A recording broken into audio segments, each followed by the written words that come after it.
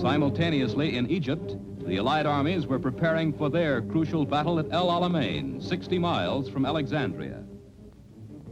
In spite of their defeats, this army had remained largely intact, thanks to the gallant stand of the fighting French at Bir Hakeim under General Koenig.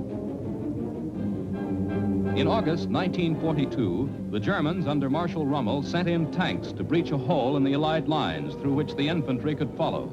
This was the accepted blitzkrieg tactic. Massed British artillery and armored forces allowed the tanks to pass through their lines. They then closed in and destroyed them.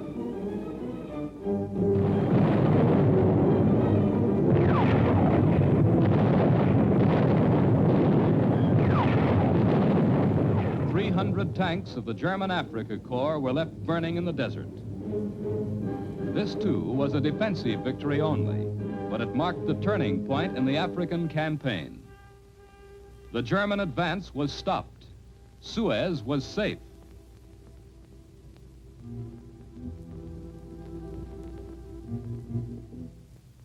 And on the Russian front, the crisis was nearing at Stalingrad, key to Russia's supply lines. For 40 days and 40 nights, the Germans had been hammering at the city. Time after time, Hitler had promised his people, Stalingrad will be ours. But Marshal Stalin had said to his armies, not one step back. Germany threw thousands of men, enormous amounts of material into the fight. But stubbornly, the Russians fought on, behind crumbling walls, in suburban gardens, in factories, in houses, on stairways.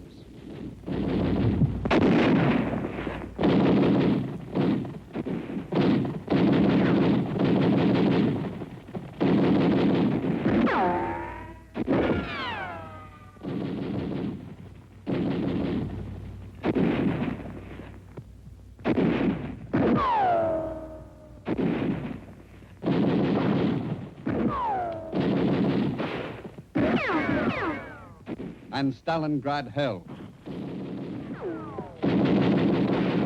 Here, in the streets of Stalingrad, as in the Egyptian desert and off a tiny sand spit in mid-Pacific, were fought the battles which changed the course of history.